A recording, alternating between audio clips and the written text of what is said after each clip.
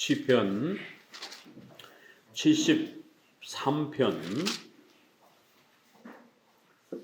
26절부터 28절 73편 26절부터 28절 제가 봉독합니다. 내 육체와 마음은 쇠잔하나 하나님은 내 마음의 반석이시요 영원한 분기이시라. 대저 주를 멀리하는 자는 망하리니 음녀같이 주를 떠난 자를 주께서 다 멸하셨나이다. 하나님께 가까이 함이 내게 복이라. 내가 주 여호와를 나의 피난처로 삼아 주의 모든 행사를 전파하리다. 아멘.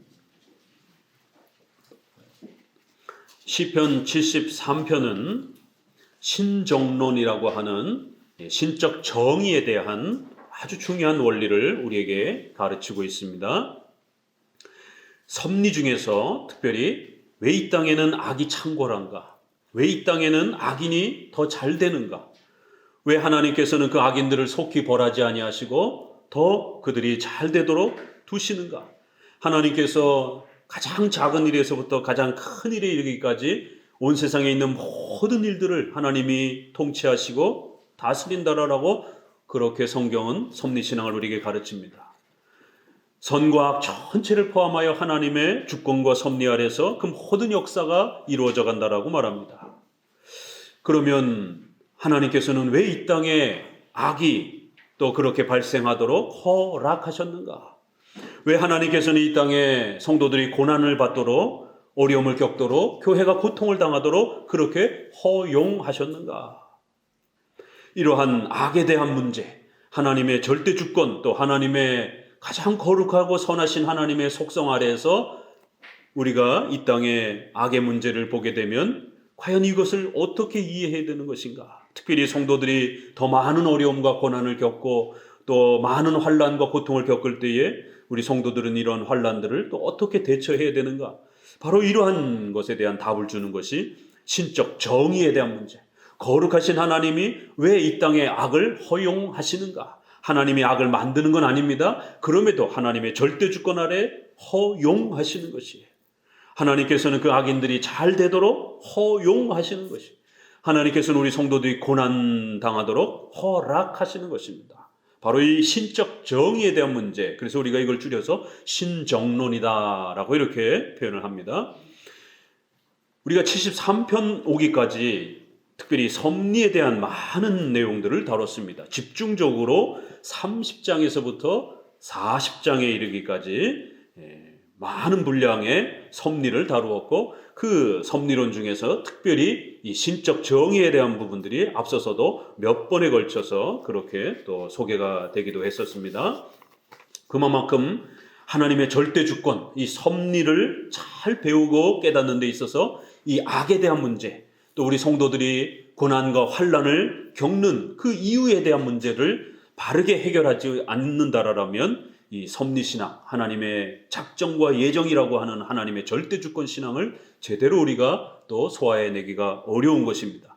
그래서 시편은 섭리에 대한 많은 교리들을 우리에게 소개하면서 특별히 그 중에 이 신정론에 대한 문제, 이 악에 대한 문제, 바로 이 신정론을 상당히 많이 집중적으로 그렇게 소개하고 있는 것을 우리가 알 수 있었습니다. 앞부분에 몇 구절을 좀 한번 보도록 합니다. 비교해서 7장 한번 보도록 합니다. 시편 7편. 이미 많이 우리가 몇 번에 걸쳐서 다뤘습니다. 옛 그 설교의 기억을 다시 한번 좀 새롭게 하시면서요. 또 그동안 배웠던 것들을 회복하면서 또 오늘 배워야 되는 내용을 더 추가하면서 이러한 섭리신앙의 특별히 신정론에 대한 문제를 더 확고하게 잘 확립해 가시기 바랍니다. 7편에 같이 한번 읽어봅니다. 1절 여호와 내 하나님이여 주께 피하오니 나를 쫓는 모든 자에게서 나를 구하여 건지소서. 건져낼 자 없으면 저희가 사자같이 나를 찢고 뜯을까 하나이다. 여호와 내 하나님이여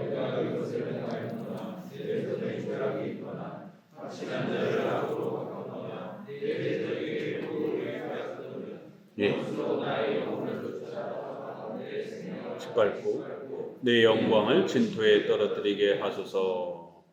시편 이 7편도 악인들이 이렇게 성도들을 괴롭히고 성도들을 공격하는 아무런 이유도 없이 성도들을 공격하는 이러한 상황을 소개하면서 왜 성도들이 이런 고난을 많이 받아야 되는가? 왜 하나님은 성도들을 신속히 돕지 않는가? 이런 문제에 대해서 시편 7편도 아주 깊이 소개를 하고 있습니다. 우리 시편 10번째 또 한번 봅니다. 10번째 1절 읽습니다. 여호와여 어찌하여 멀리 서시며 어찌하여 환난 때에 숨으시나이까? 악한 자가 교만하여 가련한 자를 심히 군박하오니 저희로 자기의 베푼 꾀에 빠지게 하소서. 시편 10번째도 하나님이여 왜 멀리 계시고 마치 하나님이 주무시는 것처럼 하나님이 참 멀리 계시는 것처럼 우리 성도들이 환난 때에 숨어 계시는 것처럼 이렇게 성도들이 고난을 받도록 허락하시는지, 왜 악인이 더 잘되고 더욱 악이 창궐하는지에 대해서 바로 계속해서 이러한 하나님의 특별한 섭리의 목적과 또 이럴 때 우리 성도들은 어떻게 대처해야 되는지에 대해서 또 질문해 가면서 답을 내립니다. 37편도 봅니다. 37편입니다. 37편도 오늘 본문 73편과 아주 상당히 유사하고 많은 분량이 비슷한 내용을 구성하고 있습니다. 37편, 73편, 거꾸로 돌리면 또 73편이네요. 꼭 기억해 두세요. 시편의 37편, 73편은 이 신적 정의에 대한 문제와 관련해서 굉장히 유명한 장들입니다. 같이 읽어봅니다. 행악자를 인하여 불평하지 말며 불의를 행하는 자를 투기하지 말지어다. 저희는 풀과 같이 속히 배임을 볼 것이며 푸른 채소같이 쇠잔할 것입니다. 여호와를 의뢰하여 선을 행하라. 땅에 거하여 그의 성실로 식물을 삼을지어다. 오늘 설교 제목을 뭐라고 잡았느냐 하면 부러워하지 마십시오. 부러워하면 지는 겁니다. 부러워하시면 안 됩니다. 악인들이 잘 되고 잘 먹고 잘 사는 것, 교회를 안 다니는데도 잘 먹고 잘 사는 것, 오히려 신자를 핍박하고 교회를 핍박하는데도 잘 먹고 잘 사는 것, 부러워하시면 안 됩니다. 부러운 마음이 여러분의 마음속에 스물스물 이렇게 봄의 새싹도 아닌데 자꾸만 이렇게 싹이 올라오기 시작하게 되면 우리 안에 아직 섭리신앙이 견고하게 다져지지 않은 것입니다. 여러분의 삶 속에 바로 그러한 부러움이 자꾸만 우리 마음속에 그렇게 찾아오는지 안 찾아오는지를 잘 살펴보시기 바랍니다. 부러워하면 안 됩니다. 또 이걸 돌려서 하나님을 향해서 또 어떻게 표현합니까? 불평하면 안 됩니다. 사람을 바라보면서는 부러워하면 안 되는 것이고요. 교회를 안 다니는데도 잘 먹고 잘 사는 것, 그거 부러워하면 안 됩니다. 큰일 납니다. 곧 멸망이 닥칠 겉만 화려한 것이지 그거 부러워했다가는 큰일 납니다. 하나님 쪽을 향해서 고개를 돌려보게 되면 하나님을 향해서는 뭐라고 마음이 나타나죠? 원망과 불평과 또 그런 불편한 마음들이 쏟아져 나오는 것이에요. 내가 이렇게 열심히 했는데 왜 하나님은 나를 돕지 않는가?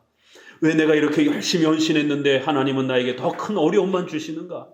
이거 너무하시는 거 아닌가? 이러한 하나님의 통치와 행하심에 대해서 못마땅하게 여기고 원망하고 불평하는, 하나님이 뭔가 나의 인생에 뭔가 실수하신 거 아닌가? 뭔가 잘못하신 거 아닌가? 하나님이 나의 이 의식주와 관련해서 나의 인생의 이 삶에 관련해서 하나님의 통치가 뭔가 미스가 난 거 아닌가? 이렇게 하나님을 향해 원망과 불의와 이렇게 또 불편한 마음을 쏟아내는 것, 이런 부분들을 아주 조심하라 라고 말합니다.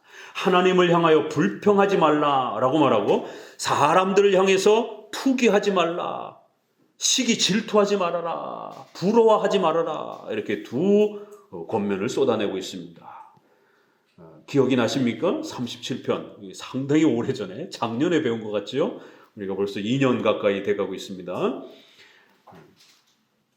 55편, 최근에 배웠던 55편 한번 또 볼까요? 이렇게 중간중간에 많이 이 섭리와 관련해서 신적 정의에 대한 문제를 다뤘습니다. 55편 같이 읽어봅니다.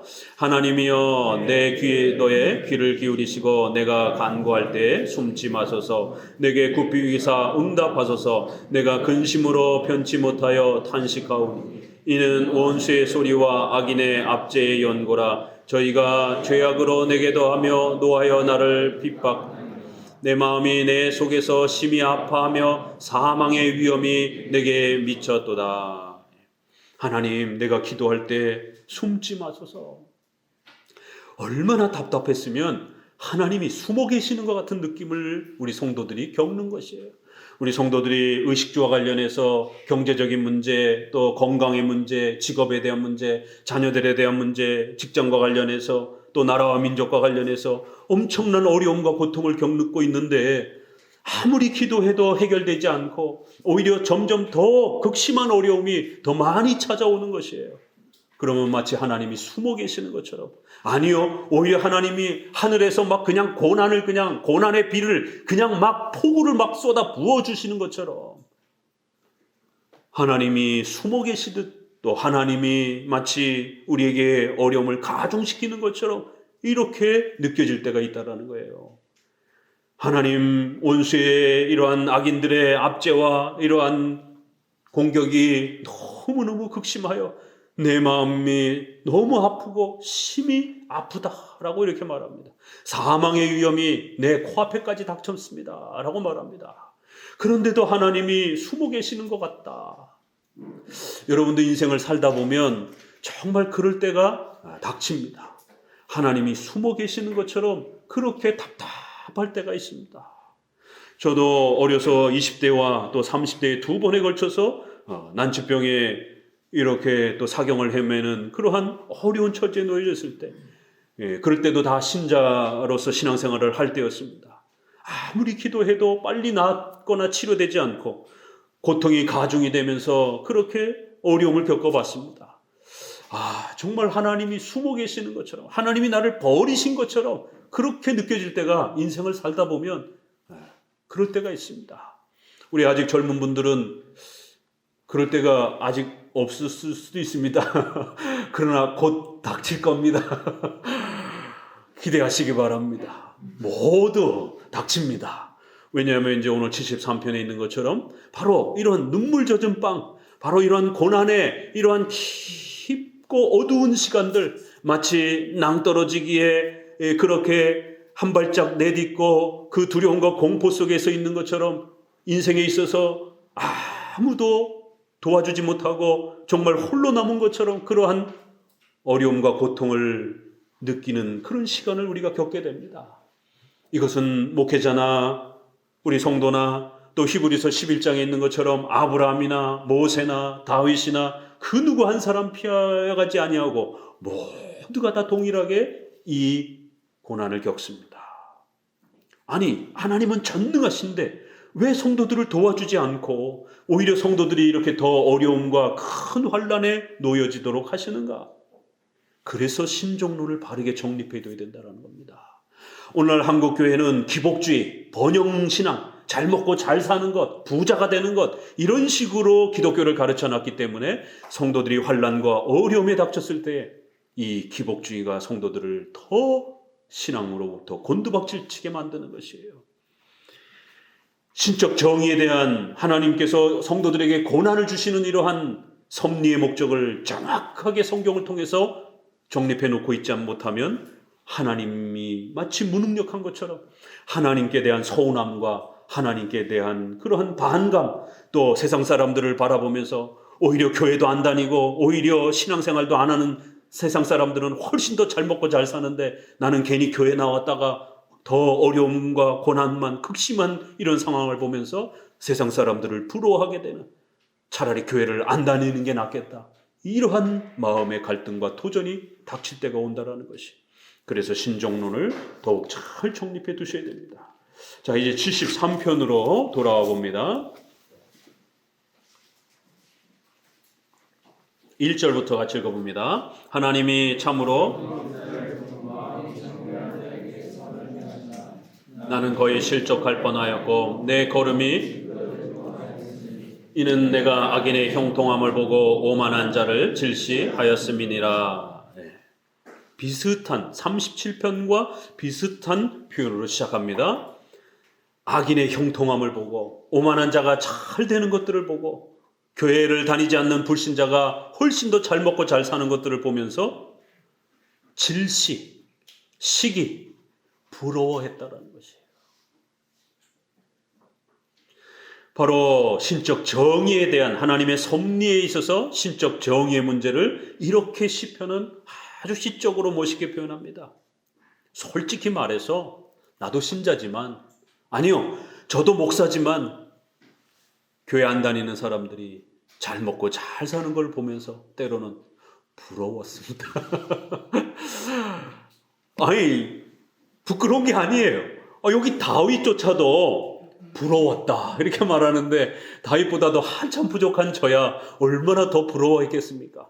우리 성도들도 부러워했을 것입니다. 악인이 잘 되고 교회 안 다니는 사람들이 오히려 더 잘 먹고 잘 살면서 우리 성도들은 더 고난을 받을 때에 가서 교회 다니자라고 전도하면, 야, 너는 교회 다니는데 뭐 맨날 그렇게 어렵고 힘들고, 아니 하나님 너 안 도와주냐? 오히려 나는 하나님 없이 사는데도 이렇게 잘 먹고 잘 사는데, 야, 내가 차라리 전도할게. 교회 다니지 마. 하나님 믿지 마. 나처럼 이렇게 훨씬 더 잘 먹고 잘 살 수 있어. 그런가? 이게 전도가 되시면 큰일 납니다. 부러워하는 다윗조차도 이렇게 살다 보니 신앙생활을 하다가 때로는 악인이 더 잘 되고 오만하고 교만한 자들이 더 그렇게 떵떵거리고 승진도 더 잘하고 오히려 성도들은 십계명 때문에 또 그렇게 저항하다가 죄악과 저항하다가 오히려 윗사람에게 동료들에게 찍혀가지고 승진도 잘 안 되고 의식주와 관련된 경제적인 피해와 많은 사회적인 어려움을 겪기도 하는 것이. 그러면서 질시, 시기, 부러움이 마음속에 찾아들더라는 거예요. 하나님께서는 왜 다윗에게 이런 엄청난 고난과 아픔들을 허락하셨느냐 말이에요. 여기에 이제 섭리의 목적이 있는 겁니다. 그 위대한 다윗 왕조차도 어려서부터 형들로부터의 그 시기 질투를 엄청나게 받습니다. 또 다윗은 사울의 왕궁에 초대받았지만 사울이 죽이려고 하는 그러한 생명의 위협을 그렇게 받으며 어린 시절을 보내게 됩니다. 또 왕이 되어서도 수많은 환난과 어려움을 전쟁을 하면서 겪습니다. 또 압살롬이라고 하는 아들이 반역을 일으켜서 자녀들을, 형제들을 죽이는 형제간의 고력 선쟁이 벌어지는, 부모에게 있어서 가장 큰 슬픔은 자식들끼리 싸워서 서로 죽이고 죽는, 이거를 부모 눈으로 보는 게 얼마나 참혹한 비참함이겠습니까? 그것도 한 번도 아니고 두 번이나 또 솔로몬 왕과 또 그렇게 형제지간의 싸움이 벌어지면서 형제들을 죽이는, 다윗은 우리가 생각하는 것처럼 그렇게 휘황찬란한 삶을 살지 않았습니다. 오히려 엄청난 환난과 고난과 어려움들을 더 많이 그렇게 하나님이 다윗 왕에게 허락하셨습니다. 왜 허락하셨을까? 그렇게 구약의 가장 위대한 왕, 모세 다음 아브라함, 그 다음으로 다윗, 이렇게 세 명 인물을 들으라면 세 명 중에 한 명이 들어갈 정도로 위대한 왕이요 하나님 앞에 복받은 왕인데 왜 다윗은 이렇게 엄청난 고난을 받았을까? 다윗조차도 악인들이 잘 되는 걸 바라보면서 부러운 마음이 들 정도로 그렇게 하나님이 다윗을 훈련시킨 겁니다. 그래서 거의 내가 실족할 뻔했다, 넘어질 뻔했다라는 거예요. 내 걸음이 미끄러져서 완전히 신앙의 낙심이 되어서 소위 말해서 시험에 든 거예요. 다윗이 시험에 들었다? 예, 시편에 보면 다윗이 시험에 든 마음이 굉장히 많이 나옵니다. 다윗도 사람이기 때문에 하나님 앞에서 이 섭리신앙을 배워가는데 눈물 콧물이 쏙 빠지도록 그렇게 하나님 앞에서 섭리라는 게 무엇인지를 배워가는 걸 알 수가 있습니다. 바로 섭리의 이러한 목적은 신적 정의와 관련해서 왜 하나님이 성도들에게 이렇게 엄청난 고난을 허락하시는가? 우리 네 가지 기억하시죠? 성도가 고난을 겪을 때, 하나님의 섭리 안에서 고난을 겪을 때 네 가지 다시 기억해 봅니다.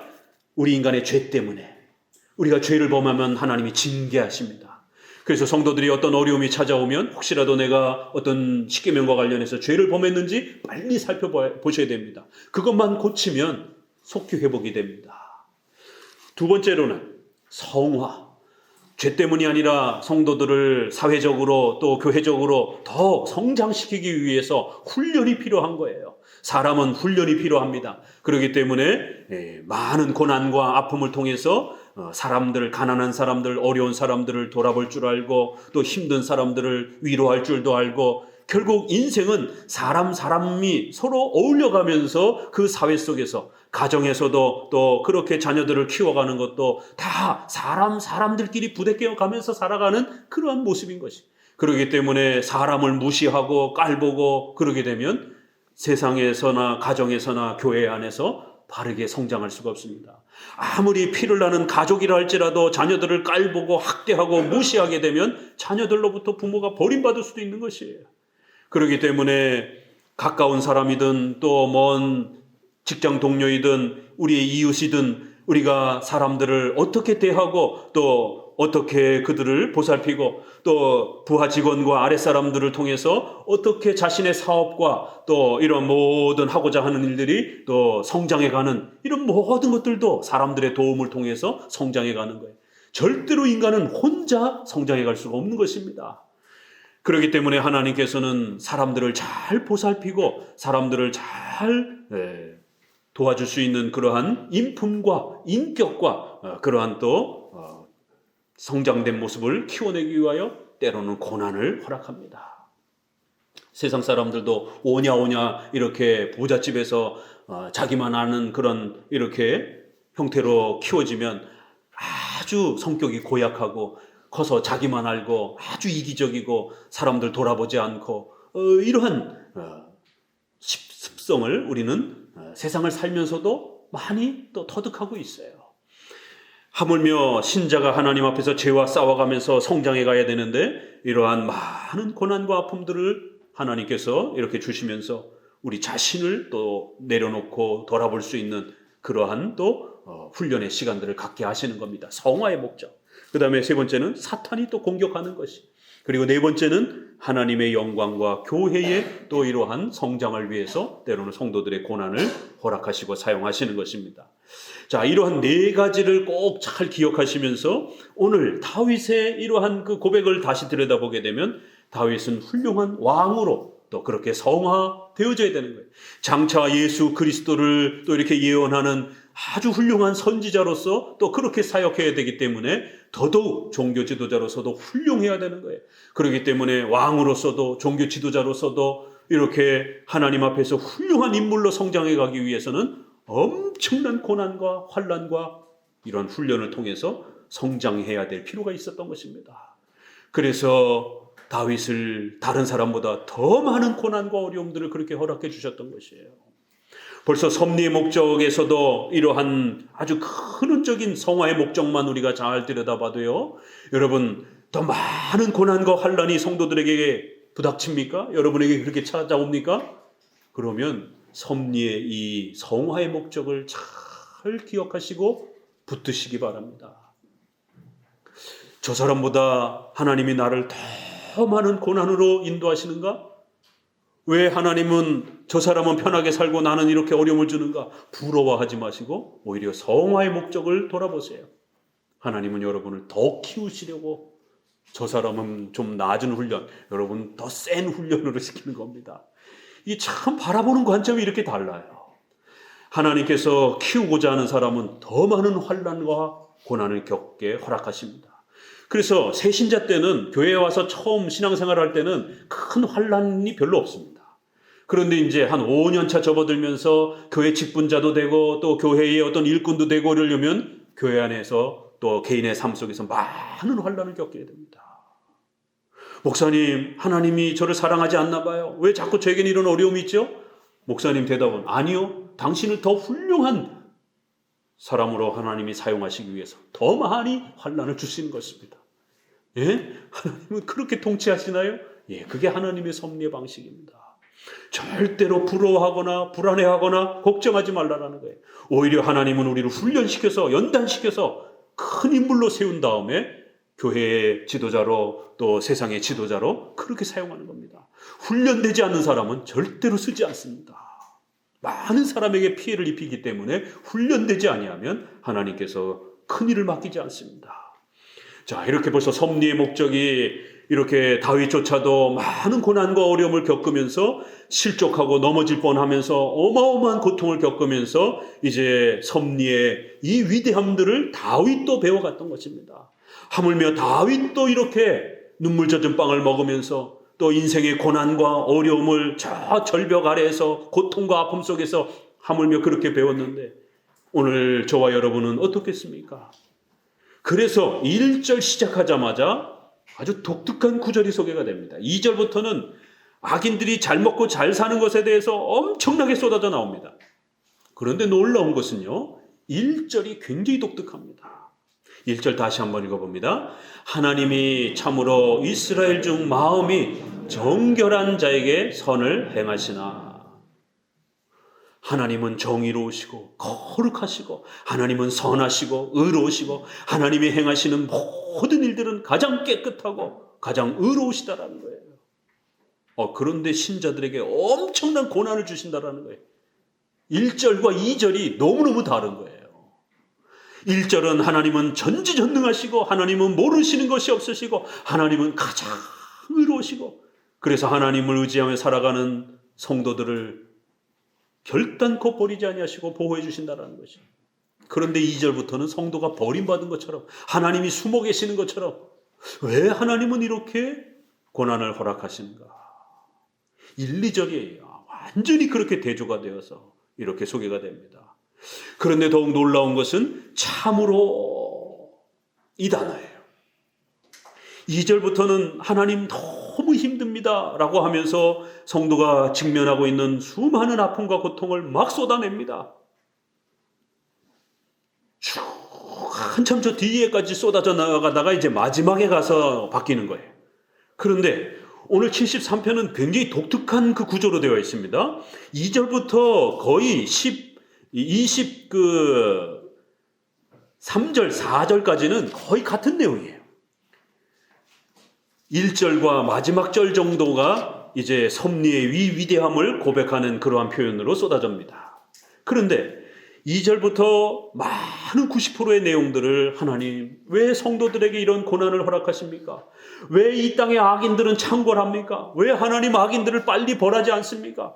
왜 하나님 나에게 이렇게 점점 더 엄청난 고난과 아픔들을 허락하십니까? 너무너무 힘듭니다. 하나님 도와주세요. 이런 고백이에요. 그런데 1절에 그 수많은 고난과 아픔들을 쏟아내면서도 1절을 시작하자마자 참으로 그 영어로도 이걸 어떻게 번역을 해야 될지 좀 난감해요. 영어에도 그렇게 특별하게 단어가 없기 때문에 그 영어로도 좋은 번역 정도가 킹제임스 번역 정도가 truly 정도 번역을 했어요. 근데 그것도 싹 사실은 적절한 번역은 아니에요. 참으로 진짜로 13절 같이 읽어보세요. 같이 읽습니다. 내가 내 마음을 정의하며 내 손을 씻어 무죄하다 한 것이 실로 헛되도다. 여기에 비슷한 단어가 있죠? 실로, 참으로, 진짜로. 2절부터 12절까지는 악인들이 잘 먹고 잘 사는 것에 대해서 너무 속이 상한 거예요. 마음이 상하는 거예요. 그리고는 13절부터는 조금 분위기가 바뀌어서 이제 누구한테로 돌아오느냐면 자기 자신한테로 돌아오는 거예요. 내가 내 마음을 정하게 하고 바르게 하고 십계명을 따라서 열심히 올바르게 살아가려고 열심히 애를 쓴 것, 이거 다 헛된 것 아닌가? 괜히 정직하게 살려고 그랬다. 손해만 막심하게 봤네. 이제 자기 자신에게로 돌아와서 십계명을 따라서 열심히 살려고 애를 쓰고 손을 씻어 무죄하고 또 죄를 안 지으려고 이렇게 애를 썼던 것, 이게 다 헛되구나. 내가 종일 재앙을 당하며 아침마다 징책을 겪고 너무너무 힘들다라는 거예요. 괜히 십계명 따라 살려고 열심히 결단하고 노력한 건 아닌가? 참으로 이런 표현입니다. 18절도 읽어봅시다.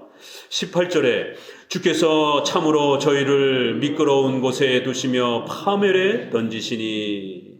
그런데 분위기가 조금 바뀌죠?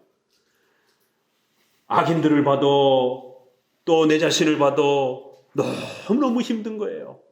그러나 결국에 가서는 참으로 진짜로 18절부터 분위기가 바뀌면서 참으로 저희를 미끄러운 곳에 두시며 파멸에 던질 것이다. 저희가 어찌 그리 졸지에 황폐하고 멸망하게 되는가. 73편은 이런 재미가 있어요. 시편은 시기 때문에 이런 재미가 있습니다. 그래서 여러분들이 시를 읽을 때는, 시편을 읽을 때는 좀 소리내서 이렇게 읽으면 좋아요. 왜냐하면 이렇게 음성의 그 곡조와 리듬, 운율이 있기 때문에 시는 소리내서 읽을 수 있도록 그 운율의 구조를 따라서 이렇게 많은 기법을 사용합니다. 그래서 이렇게 눈으로 읽는 것도 좋지만 소리내서 읽게 되면 다른 부분들은 평문으로 이렇게 쭉 읽지만 시편은 운율이 있어서 그 운율에 따라서 이렇게 팍팍 가슴에 와닿는 게 훨씬 더 세게 이렇게 와닿습니다. 하나님, 너무너무 힘듭니다. 너무너무 괴롭습니다. 하나님, 부럽습니다. 이러고 있는 거예요. 그런데 1절에 그럼에도 불구하고, 그러나, 이 참으로라는 이 표현은 영어에서도 그냥 truly, 13절에는 surely 이렇게 번역을 해놨어요. 18절에도 surely, 진짜로, 참으로. 그러나 이것은 정말 진짜로 이렇게 표현해도 괜찮지만 이것은 좀 그런 표현보다는 but, 그러나 여기에 좀 더 가까워요. 그럼에도 불구하고 섭리 아래서 불신자들이 잘 먹고 잘 살고 나는 더 고통과 어려움을 겪고 나는 더 힘든 상황에 더 엄청난 고통에 내가 십계명대로 살려고 했더니만 더 많은 어려움들이 나에게 주어지기도 하고 그래서 때로는 포기할까 말까 갈등이 오기도 하고 너무너무 힘들었지만 그러나 그럼에도 불구하고 나는 절대로 이 신앙 놓지 않을 거야. 이런 뜻, 이런 느낌이에요. 내가 거의 실족할 뻔했고 미끄러질 뻔했지만 그러나 그럼에도 불구하고 하나님이 이스라엘 중에 마음이 정결한 자에게 선을 행하시고 반드시 그들을 도와주실 것이다. 다짐이 좀 됩니까? 어떻게 보면 이것은 결론에 해당이 되는 구절인데 1절은 이거를 1절에다가 앞에다가 탁 배치를 해놓은 거예요. 절대로 그러나 나는 포기하지 않을 것이다. 이런 느낌이에요. 하나님을 의지하고 사는 성도들을, 하나님의 섭리를 의지하고 사는 성도들을 하나님이 반드시 지켜줄 거다. 하지만 현실에서는 너무너무 힘들고 어려웠었다. 이러는 거예요. 이 시편의 느낌이. 그래서 1절을 시작하자마자 그럼에도 불구하고 그러나 나는 결코 흔들리지 않을 것이다. 나는 결코 이 신앙의 섭리신앙을 포기하지 않을 것이다. 하나님이 숨어 계시는 것처럼 느껴지고 하나님이 나를 버린 것처럼 느껴지고 때로는 하나님이 나를 막 징계하는 것처럼 느껴진다 할지라도 그러나 참으로 그럼에도 불구하고 하나님은 반드시 그의 백성들을 지켜주시고 보호해 주신다는 것. 이 섭리신앙을 나는 놓지 않을 것이다. 13절도 마찬가지예요. 악인들이 이렇게 잘 먹고 너무너무 잘 사는데 그러나 그럼에도 불구하고 내가 열심히 십계명을 따라 살려고 애를 쓰고 또 노력해보고 또 성전에도 들어가서 예배도 드려보고 이런 많은 또 노력을 해봤는데 그러나 그럼에도 불구하고 18절부터 참으로 언젠가는 하나님이 반드시 악인들을 다 벌할 날이 올 것이다. 그래서 히브리어에서는 이 아크라고 하는 이 아주 놀라운 이 전치사를 3번 이렇게 반복하면서 맨 앞에다가 배치를 해놓고, 그러나 절대로 하나님은 너희들에게 서운케 하지 않을 거야. 그러나 우리가 이렇게 애쓰고 때로는 열심히 살아가는 그 자체가 바로바로 열매를 맺지 않는다 할지라도, 그러나 하나님은 너희를 포기하지 않으니까 끝까지 견뎌내. 이런 느낌이에요. 우리 번역에서는 이러한 중요한 단어가 그냥 이렇게 속으로 쑥 들어가가지고 잘 안 보여요. 역부로 찾아내지 않으면. 영어도 마찬가지고. 그러나 히브리 원문에는 이 아크라는 그러나 참으로 라는 단어를 맨 앞에다가 배치하고, 중간 13절에도 또 맨 앞에다 배치를 하고, 또 18절쯤에 또 이렇게 맨 앞에 배치를 해서 3번의 큰 단락을 나눠가지고 악인들이 잘 먹고 잘 살고, 또 내가 열심히 희생하고 헌신하고 너무너무 힘들고 너무너무 괴롭고 너무너무 아프지만, 그러나 이를 악무는 그런 표현 느낌인 거예요. 그러나 절대로 하나님을 놓아서는 안 된다. 하나님은 반드시 언젠가 악인들을 벌하실 것이다. 하나님을 의지하고 사는 성도들은 반드시 하나님이 지켜 보호해 주실 것이다. 그런 느낌인 겁니다. 성도들이 때로는 이렇게 어려움과 고통과 힘든 시간들을 보내도록 하나님은 허락하십니다. 왜요? 때로는 우리의 죄를 끊어내기 위해서. 죄란 껌딱지 같아서 한번 우리가 실수해서 덜컥 만지게 되면 그걸 뜯어내려고 할만 할수록 점점 파고들어요. 나중에는 이 머리를 그냥 한 움큼 싹둑 잘라내지 않으면 뜯어지지도 않아요. 제가 한 20년 전에 이 섭리를 껌딱지라고 이렇게 한번 표현해서 칼럼을 쓴 적이 있습니다. 카페에 찾아보세요. 섭리 껌 이렇게 찾아보세요. 20년 전에 쓴 그 칼럼이 있습니다. 이 죄가 껍딱지 같아가지고 파고드는 거예요. 하나님께서는 우리 성도들이 그 무시무시한 죄에 물들지 않도록 일찌감치 예방주사를 주시는 거예요. 그래서 환난과 고난과 어려움들을 통해서 우리가 죄에 빠졌을 때의 그 아픔을 미리 겪게 하시고, 더 큰 아픔을 겪지 않도록 작은 아픔들을 통해서 우리 성도들이 죄에 가까이 가지 않도록 아예 멀찌감치 살아가도록 고통을 가하시는 겁니다.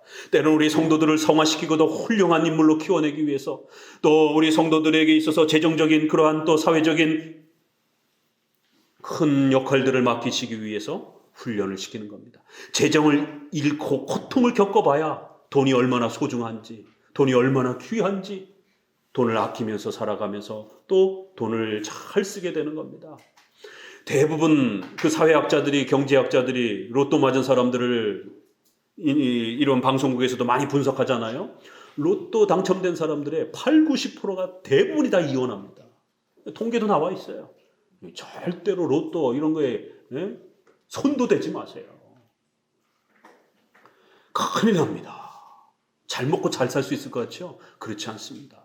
돈에 대해서 차곡차곡 훈련되지 않은 상태에서 갑자기 큰 돈을 만지게 되면은요, 패가 망신하게 됩니다. 사람이 돈 맛을 알게 되고 이 돈을 쓰는 이 흥청망청 과소비 맛을 알게 되면 밑으로 다시 낮아지지 않습니다. 검소함으로 돌아가지 못합니다. 그래서 이혼부터 하고 부인도 자식도 눈에 안 들어오는 거예요.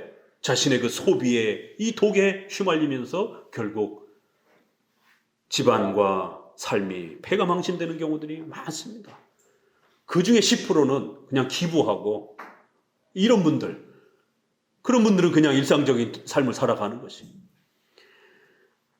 재정의 이러한 훈련을 어려서부터 혹독하게 하나님 앞에서 쓴맛을 제대로 겪으면서 돈의 소중함을 잘 이렇게 환난과 어려움을 통하여 고난을 겪도록 그렇게 하나님이 우리 성도들을 훈련시켜가는 거예요. 그 훈련을 통해서 성도들의 의식주와 재정적인 자립을 또 만들어 가시는 겁니다. 그렇기 때문에 잠깐 재정을 잃었다고 해서 절대로 낙심하거나 인생을 포기하려고 하면 안 되는 것입니다. 오늘 73편은 다양한 목적 속에서 이 우리가 4가지를 소개하는 이러한 목적이 또 녹아들면서 그렇게 소개가 되는 겁니다. 특별히 큰 구조에 있어서도 마음의 다짐을 그렇게 표현하는 그러나 그럼에도 불구하고 참으로 하나님은 절대로 우리를 포기하지 않으신다라는 것, 하나님은 우리를 송케하지 않으신다라는 것, 하나님은 절대로 무능력하지 않다라는 것, 이렇게 중간중간에 담으면서 우리 성도들이 이러한 섭리의 고난과 어려움들을 견디며 이겨낼 수 있도록 그렇게 또 격려하는 것을 보게 됩니다. 자, 그러면 도대체 어느 정도로의 어려움을 겪었는가 조금 더 읽어보면은요, 악인들은 이렇게 잘 먹고 잘 살더라는 거예요. 4절, 저희는 죽는 때에 고통이 없고 그 힘이 건강하며 타인과 같은 고난이 없고 타인과 같은 재앙도 없나니 그러므로 교만이 저희 목걸이요 강포가 는 옷이며 살찜으로 저희 눈이 솟아나며 저희 소득은 마음의 소원보다 진하며 저희는 능욕하며 거만히 말하며 저희 입은 하늘에 두고 저희 혀는 땅에 두루 다니도다. 그러므로 그 백성이 이리로 돌아와 잔에 가득한 물을 다 마시며 말하기를 하나님이 어찌하랴 지극히 높은 자에게 지식이 있으랴 하도다. 볼지어다 이들은 악인이라 항상 평안하고 재물은 더하도다. 참 하나님의 그 통치는 너무너무 신비롭고 너무너무 오묘한 거예요.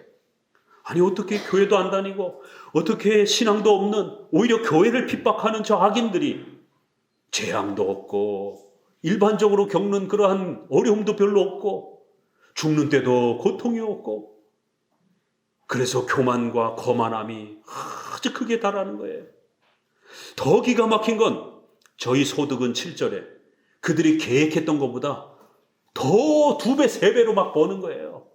우리 성도들은 투자 겨우 했더니만 갑자기 막 경제 파동이 와가지고 막 마이너스 50%, 60% 요즘에 경제적인 그 어려움 때문에 많이들 또 투자 좀 배워가지고 좀 했다가 그냥 아주 고통을 겪고 있는 성도들도 계실 것입니다. 쓴맛을 잘 견디고 훈련해 가시기 바랍니다. 경제적인 이런 부분도 훈련해야 됩니다. 그런데 악인들은 계획한 것보다 소득이 그들의 마음의 소원보다 더 많이 풍성해질 거예요. 야, 얼마나 억울합니까, 이거. 열심히 투자 배우면서, 기도하면서, 하나님 이번 투자에서 좀 잘 되게 해주십시오. 도와주십시오. 열심히 공부하겠습니다. 했는데 마이너스 막 30%, 40%, 야, 생전 처음 보는 막 마이너스 50%를 막 경험하고, 잠이 안 오고 막 이러는데, 이 세상의 악인들은 그들이 계획한 것보다, 그 마음의 소원보다 2배, 3배로 막 열매가 맺는 거예요. 야, 이게 어찌된 일인가. 저희는 능욕하고 압제하며 그러니까 사람들을 깔보고 저희 입은 하늘에 두고 저희 혀는 땅에 두루 다니도다. 시편이 얼마나 멋있습니까? 입만 살아가지고 그냥 저 하늘과 저 땅바닥으로 돌아다니면서 야, 그렇게 살지 마. 교회 다니지 마. 내가 가르쳐 줄게. 어떻게 돈 버는지. 교회를 일단 다니지 마. 뭐 하라고 주일날 시간 내가지고 하루 종일 교회가 있어. 야, 11조 하지 마. 왜 그런 돈을 교회에다 갖다 바쳐? 그 11조 할 것 같으면 차라리 투자해. 입만 살아가지고 입이 하늘로 돌아다니고 입이 저 땅끝까지 돌아다니는 거예요. 이게 그런 표현입니다. 잘 보셔야 되는 거예요. 저희 입은 하늘에 두르고 저희 혀는 땅을 두루 다니도다. 그리고는 돌아와서 잔뜩 풍요로운 물 막 먹고 마시며 그리고 결론적으로 말하기를 11절 같이 봅니다. 말하기를 하나님이 이 거만한 자들이 결국 공격하는 게 뭐라고요? 하나님의 섭리를 공격하는 거예요. 하나님이 무슨 예정을 하고 작정을 해. 하나님이 무슨 섭리를 해. 이 세상은 내 손에 달려있는 거야. 네가 열심히 안 하니까 이러는 것이지. 무슨 하나님이 계획을 하시고 무슨 하나님이 너희들에게 그런 섭리적인 그러한 기회를 만들어주시고 내가 잘해야 했고 내가 인맥 관리를 잘해야 되고 내가 뇌물 갖다 바쳐가지고 다 사람들을 관리해 놓고 그렇게 해야 성공하지. 무슨 십계명을 따라서 하나님의 섭리에 순종하면서 그렇게 기다리고 그렇게 살아가느냐. 그렇게 하면 안 된다는 거예요. 하나님 몰라. 이 세상은 그냥 우연에 그냥 놓여져 있는 거야. 하나님이 어찌하냐. 지극히 높은 자에게 지식이 있느냐라는 거예요. 우리 성도들이 세상을 살아가다 보면 특별히 의식주와 관련해서 불신자들과 이런 갈등을 많이 겪는 거예요. 성도들은 십계명을 따라 또 섭리를 의지하면서 그렇게 살려고 애를 쓰고 용기를 내는데 섭리를 모르고 불의한 방법으로 뇌물 갖다 바치면서 불법을 저지르면서 이렇게 사는 사람들은 훨씬 더 잘 먹고 잘 살 때 성도들은 얼마나 그 마음이 흔들리겠습니까? 과연 하나님이 내 인생을 보고는 계시는 건가? 과연 하나님이 내 인생을 전부 다 살피고는 계시는 것인가? 의심이 막 드는 것이에요. 사탄은 다른 무엇보다도 뭘 공격한다고요? 섭리신앙을 공격합니다. 이 신앙이 얼마나 귀하고 얼마나 강력한 힘을 우리 성도들에게 줄 수 있는지 사탄도 아는 것이에요. 그래서 사탄은 이신칭의를 공격합니다. 구원과 관련해서는. 생활과 관련해서는 섭리신앙을 공격합니다. 신자라 할지라도 이 섭리신앙을 제대로 이해하고 이 신적 정의를 제대로 이해하지 못하게 되면 신자라 할지라도 시험에 곤두박질 쳐가지고 저 밑바닥에 떨어져가지고 하나님이 안 도와주는 것처럼, 하나님이 무능력한 신처럼, 자기가 믿는 신이 마치 무능력한 신처럼 인생을 아주 비참한 모습으로 살아갈 수 있습니다. 그래서 사탄은 성도들에게 다른 무엇보다도 섭리신앙을 빼앗아 가려고, 섭리에 대한 이해를 빼앗아 가려고 온갖 방법을 동원하는 거예요. 그 중에 제일 비열한 방법이 뭐예요? 거꾸로 적용하는 거예요. 우리는 섭리 때문에 때로는 기다리기도 해야 돼요. 때로는 섭리 때문에 과감하게 용기를 갖고 도전도 해야 될 때가 있어요. 때로는 섭리 때문에 십계명을 가지고 정직하게 말을 해야 돼요. 그 정직하게 말하게 되면 그 피해를 어떻게 돌아올지 다 알아요. 그래도 불구하고 9계명에 따라 정직하게 말해야 돼요. 8계명에 따라 도적질하면 안 돼요. 아까워도 내 것이 아닌 것은 함부로 손대면 안 되는 겁니다. 그럴 때 사탄이 그 상황을 거꾸로 싹 우리에게 돌려서 적용합니다. 반대로 열매가 나타나는 거예요. 십계명대로 섭리대로 안 사는 사람들은 잘 먹고 잘 사는 거를 우리 주변의 지인들을 잔뜩 포진시켜 놓는 거예요. 특별히 불신자 친구들, 불신자 가족들이 잘 먹고 잘 사는 거를 잔뜩 포진시켜 놓는 거예요. 그럼 성도들 갈등됩니다. 야, 내 동생은 교회도 안 다니는데, 내 사촌은 신앙도 없는데, 야, 이번에 아파트 샀는데 뭐 2배가 올랐대, 3배가 올랐대. 이런 얘기 들으면 갈등이 오고 흔들리는 것이에요. 참 사탄도 영적 존재여서 이렇게 성도들의 마음에 뭘 파고들어요? 야, 하나님이 뭘 알긴 뭘 알아. 하나님이 도우시긴 뭘 도와줘. 하나님이 그 모든 걸 살피긴 뭘 살펴. 하나님에겐 지식이 없어. 야, 섭리 그런 거 없어. 참 이럴 때 갈등이 되는 거예요. 왜 하필이면 수많은 그 공격 무기 중에 사탄은 이걸로 공격하냔 말이에요. 하나님이 어찌 알겠느냐. 하나님의 무능성에 대해서. 그래서 우리 장로교는 하나님의 전지전능함을 지켜가려고 그토록 애를 쓰는 겁니다. 목회자들도 이러한 우리 칼빈주의 개혁주의의 신관을 제대로 훈련받지 못한 많은 목회자들은 인본주의, 알미니안주의적으로 그렇게 신인 협력주의적으로 신관을 갖고 있는 목회자들도 많습니다. 하나님의 절대주권, 하나님의 신적 작정, 예정, 섭리, 이 강력한 신관을 바르게 가르치는 우리 장로교 개혁주의 안에 이 고백을 우리가 들을 수 있는 겁니다. 자, 바로 이 부분을 공격하고 나서는 이제 또 나가는 거예요. 그러다 보니까 성도들은 애쓰고 수고했던 자신의 노력이 마치 수포로 돌아가는 것처럼, 실패로 돌아가는 것처럼 느껴지니까 얼마나 힘이 듭니까? 13절, 아, 정말 그러나 내가 이렇게 여태까지 잘 견디고 살았는데 이렇게 견뎠던 게 다 헛수고인가? 아, 그러나 이런 표현입니다. 14절에 나는 종일 재앙을 당하며 아침마다 징계를 받고 만일 스스로 이르기를 내가 이렇게 말하리라 하였다면 주의 아들들의 시대에 대하여 괴우를 행하였으리라. 내가 어찌 이를 할까 하여 생각한즉 내게 심히 곤란하더니 하나님의 성소에 들어갈 때에야 저희의 결국을 깨달았나이다. 조금 어려운 구절은요, 15절에 만약 내가 이렇게 말했다라면 그래, 차라리 나도 불신자들처럼 섭리 무시하고 십계명 원칙 무시하고 세상 사람들처럼 뇌물 바치면서 불법을 행하면서 남의 가게 막 짓밟으면서 온갖 수단 방법 다 가려가지 않는 모든 수단과 방법을 다 동원하면서 차라리 우리 성도들도 그렇게 삽시다. 만약 내가 이렇게 목회자가 성도들에게 그렇게 말했다라, 만약에 다윗이 후손들에게 주님의 아들들, 주님의 그 후손들에게 그런 식으로 말했더라면 나는 아주 악독한 죄인이 될 뻔했다라는 거예요. 저도 흔들려서 성도들에게 자신감 있게 하나님이 반드시 지켜줄 겁니다. 걱정하지 마십시오. 낙심하지 마십시오. 포기하지 마십시오. 이렇게 강력하게 말해야 되는데 목회자도 마음이 흔들리다 보면 정말 하나님이 도와주실까? 정말 이 우리 장로교 신앙대로 하면 과연 교회가 부흥될까? 이런 강해 설교대로 하면 과연 될까? 불안해지면 목회자도 자신감 있게 말하지를 못하는 것이, 우리 성도들도 주변 가족들에게 자신감 있게 말하지 못하는 거예요. 모기 소리만큼 요만큼 목소리에서 하나님의 주권과 섭리에 대한 신앙인 고백이 모기 목소리만큼 요만큼 나오는 거예요. 자신감 있게 얻기 힘들어가면서 하나님의 섭리대로 살아야 된다라고, 하나님 십계명 의지하며 살아야 된다라고, 그래야 살지 거꾸로 살면 죽는다라고. 여러분 가족들에게, 여러분 지인들에게 자신 있게 말하실 수 있습니까? 이런 표현인 거예요. 만약 내가 그런 부분에 흔들려가지고 이렇게 사는 게 과연 답이 될까? 그냥 대충 좀 살면 안 될까?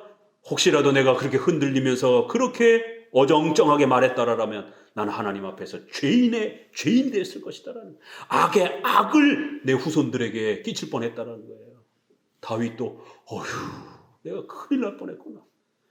본인이 미끄러질 뻔하고 본인이 넘어질 뻔해서 자기 가족들에게, 자기 이웃들에게 우리가 정말 섭리대로 살아야 되는가? 섭리 의지하면서 살아야 되는가? 이 자신감이 흔들린 적이 있었다라는 거예요. 그래서 강하게 말하지 못한 적이 있었다라는 겁니다. 그런 말이에요.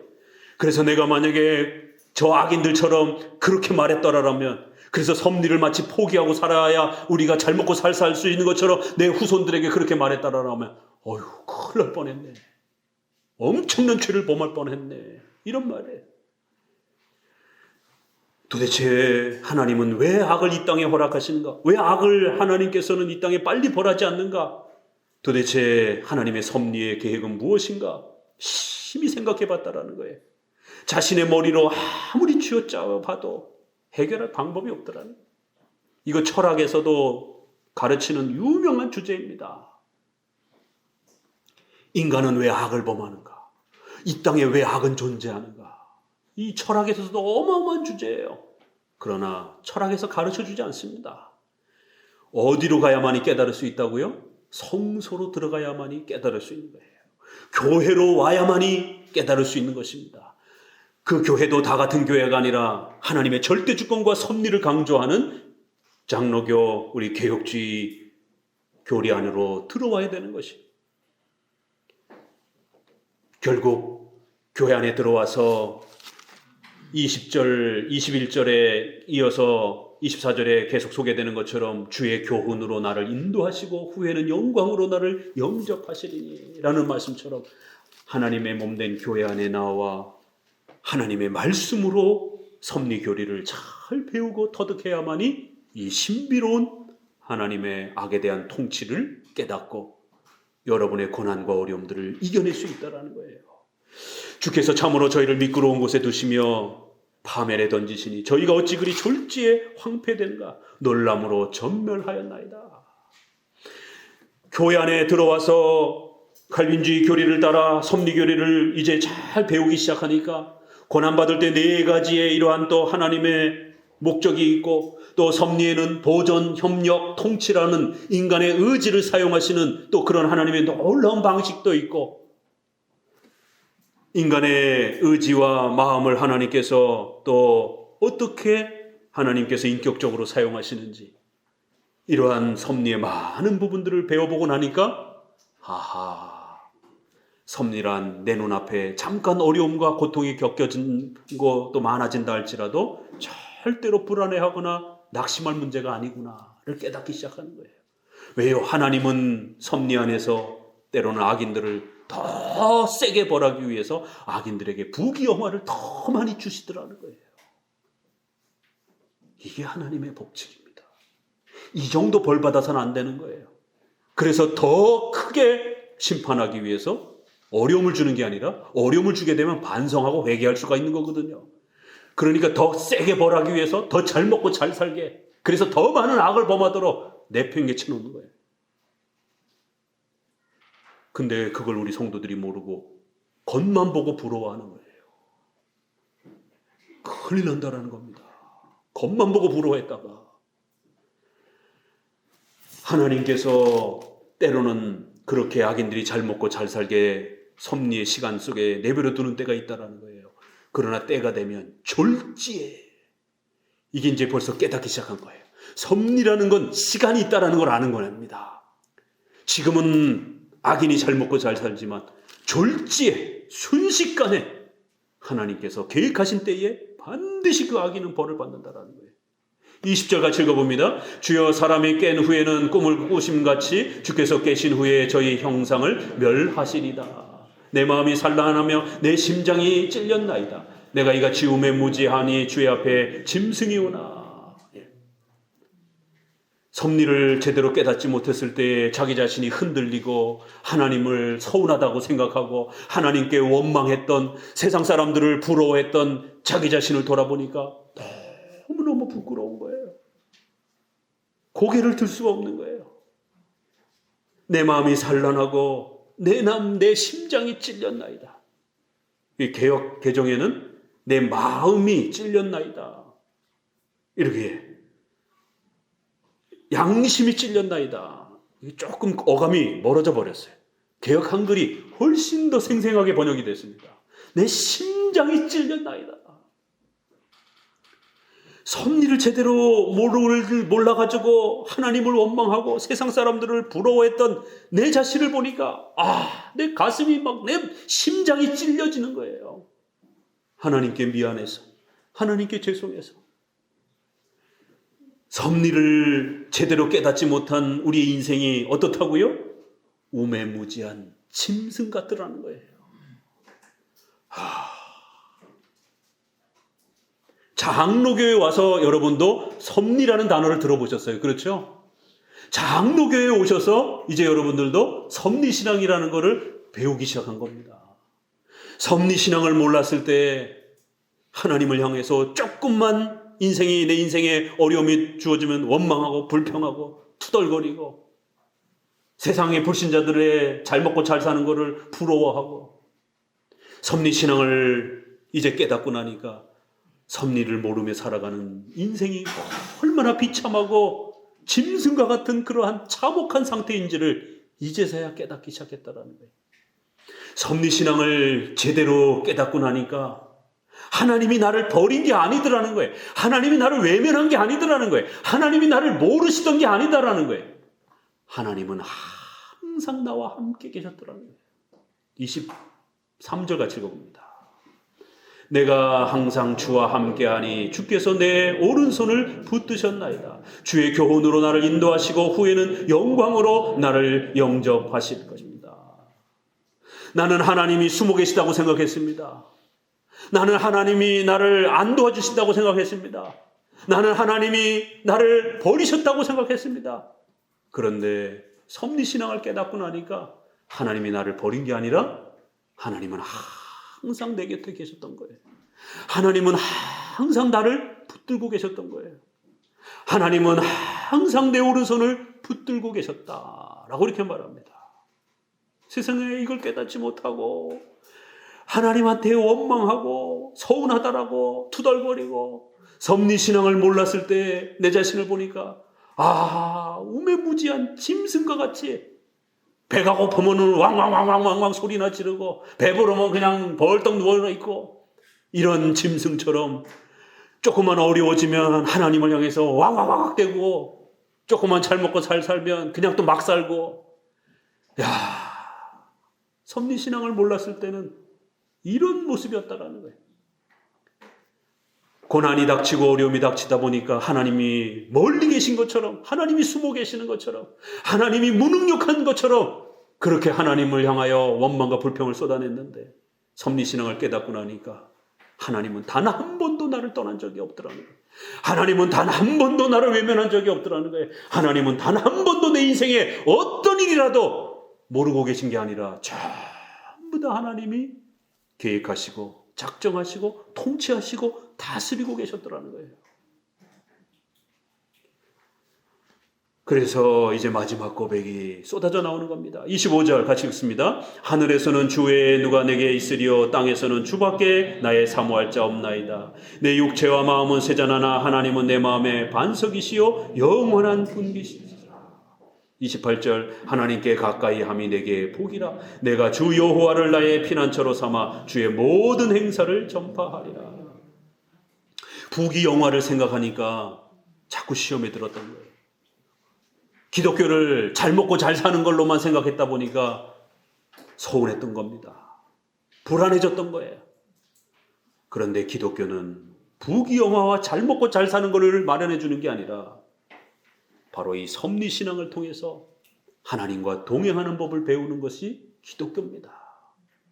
그래서 섭리를 배우도록 하나님은 때로는 우리에게 의식주 문제를 과감하게 끊어내면서 우리 인생이 내 힘으로 살아갈 수 없다는 것을 가르치기 위하여, 내 손에 달린 게 아니라는 걸 깨닫기 위하여 정말 절망에 아무도 도와주지 않는 그런 절박한 상황에 우리를 두시는 겁니다. 왜요? 그래야 우리 인간은 그때서야 자기 자신을 돌아보면서 내 힘으로 할 수 없다라는 것을 고백하며 하나님께 도움을 요청하기 때문에, 하나님의 말씀에 귀를 기울이기 때문에, 그래서 섭리신앙을 가르치기 위하여 하나님은 의식주를 혹독하게 끊어내시는 거예요. 하나님이 모르기 때문에 의식주를 끊어내는 게 아니라 하나님을 의지하도록, 하나님만 전폭적으로 가까이 하며 하나님과 동행하는 법을 배우도록 철저히 끊어내시는 겁니다. 그래서 우리의 육체와 우리의 생활은 때로는 곰핍하고 어려움에 처하기도 하지만 하나님이 누구신지를 이 섭리신앙을 통해서 더 깊이 배우게 되었다라는 거예요. 하나님이 나의 영원한 분기시다라는 것, 하나님을 가까이 하는 것이 내게 진정한 복이라는 것, 세상과 온 하늘에 하나님밖에, 주님밖에 사모할 자가 없다라는 것을 배워가는 과정이라는 겁니다. 여러분의 신앙 고백은 그렇습니까? 여러분의 신앙 고백은 어떠합니까? 돈이 많아야, 건강해야, 세상에 떵떵거리는 것을, 부귀영화를 바라는 게 여러분의 기도의 목적은 혹시라도 아닙니까? 기복주의에 빠지면 큰일 납니다. 하나님을 가까이 하는 것, 하나님의 십계명의 섭리의 법칙을 잘 배우는 것, 이걸 터득하는 게 여러분의 영원한 분기시여야 됩니다. 잘 먹고 잘 살고 자식이 성공하고 서울대 가는 게 여러분의 영원한 분깃으로 기도 제목으로 서선 안 되는 거예요. 의식주가 때로는 끊어져 간다 할지라도, 굶주림의 고통을 겪으며 눈물이 쏙 빠지도록 때로는 삶의 아픔을 겪는다 할지라도 십계명을 지키며 사는 것이 복이고, 하나님의 말씀을 따라 주님과 동행하는 게 무엇인지 성경을 배울 수만 있다라면, 성경을 통해서 하나님의 섭리의 법칙을 배울 수만 있다라면 그 배움과 깨달음을 소유하는 것이 여러분의 영원한 분깃이 되어야 된다는 거예요. 그러나 많은 사람들은 부귀영화를 분깃으로 소망합니다.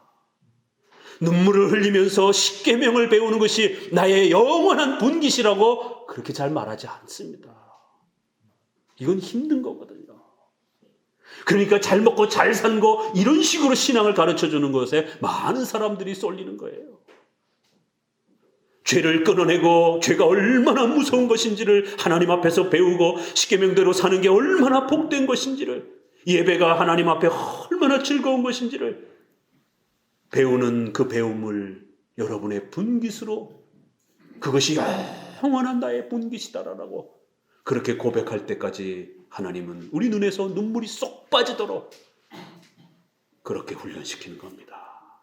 그래서 우리의 마음과 육체는 더 곰핍해지고 세잔해 간다 할지라도 우리의 마음은 하나님의 말씀을, 똑같은 말씀인데 옛날에 잘 나가고 그렇게 승승장구할 때는 시편을 아무리 읽어도 눈에 안 들어오더니만 내 삶이 곰핍과 저 인생의 밑바닥에 떨어져서 이제 다시 섭리신앙을 배우면서 시편을 읽기 시작하니까 눈물이 툭툭툭툭 떨어지는 거예요.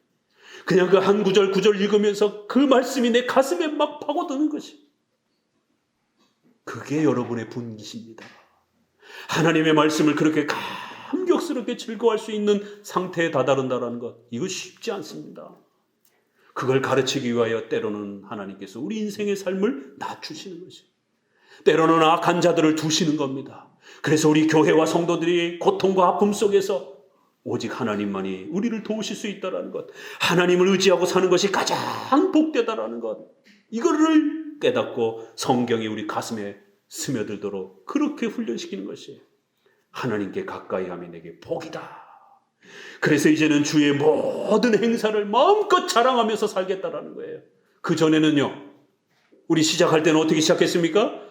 왜 성도들은 고난을 받는가? 왜 이 땅엔 악인이 창궐하는가? 이 땅에서 이루어지는 하나님의 모든 행사에 대해서 못마땅한 거예요.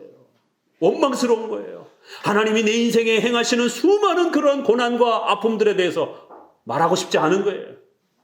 그러나 이제 섭리신앙을 제대로 깨닫고 나니까 내가 실패를 하던 넘어지던 눈물을 흘리던 내 인생에 어떤 일이 주어진다 할지라도 그 모든 것은 나를 가르치기 위한, 섭리신앙을 가르치기 위한, 말씀을 먹고 사는 신앙을 가르치기 위한, 하나님을 가까이 하는 것이 무엇인지를 가르치기 위한 위대한 하나님의 섭리의 손길이라는 걸 이제서 깨닫기 시작하는 거예요. 그래서 과거에는 내게 아킬레스건이었고, 과거에는 내게 너무너무 창피한 나의 가족 그러한 생활의 어떤 그 상처였고, 내 지난 나의 어린 시절의 그러한 상처였던 그런 많은 시간들이, 부끄러웠던 나의 가족사의 어떤 그러한 그 내용들이 이젠 떳떳하게 말할 수 있는 거예요. 왜요? 내가 그렇게 태어난 것도, 그런 가정에서 자란 것도, 그런 부모를 구성한 것도 하나님의 섭리 안에서 다 하나님이 나를 만들어가는 하나님의 창조의 손길이라는 걸 이제서야 깨달은 거예요. 어떠한 것도 부끄러운 것이 없는 겁니다. 그래서 주님의 모든 행사들을 얼마든지 이제는 자랑스럽게 말하면서 어깨 피고 그렇게 살 수 있다는 것이, 섭리란 이렇게 어마어마한 위로와 힘을 주는 것입니다. 세상 사람들에게는 그런 가정사가, 또 그런 경제적 형편이, 또 자신의 어떤 질병과 이런 아픔들이 세상에 내놓을 수 없는 부끄러운, 또 수치스러운, 그걸 말했다가는 또 왕따가 될 수 있는 그런 엄청난 아픔이지만, 그러나 섭리신앙을 깨닫고 나니까 이젠 절대로 그런 걸 트라우마라 생각하지 않는 것이.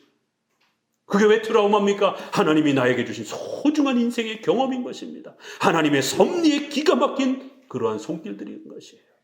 그 아픔의 시간들이 없었다라면 여러분이 하나님의 말씀 가운데로 나와왔겠냔 말이에요. 그런 고난의 시간이 없었다라면 여러분이 장로교 신앙으로 나와왔겠냔 말이에요. 여전히 아직도 떵떵거리면서 여전히 더 많이 더 내 주머니에 채우기 위해서 기복주의에 빠져서 여전히 자신의 욕심을 이루기 위한 그런 신앙으로 살았을 것입니다. 적어도 한마음교회 장로교회 개혁주의를 찾아온 이 정도의 발걸음에, 여러분의 발걸음에 하나님이 어떤 일들을 행하셨는가 우린 돌아볼 수 있는 거예요.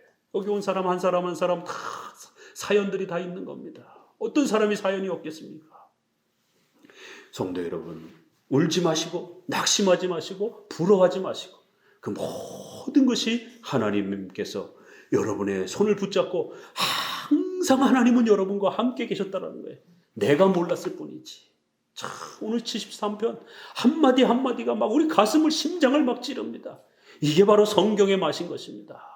오늘 73편을 통해서 특별히 섭리신앙을 강력하게 의지해가면서 여러분의 인생에 어떤 어려움이 닥친다 할지라도 절대로 쓰러지거나 낙심하지 마시고, 혹시라도 또 넘어졌다 할지라도 다시 이 말씀을 의지하면서 일어서시기를 주의 말씀으로 권면을 드립니다. 기도합니다.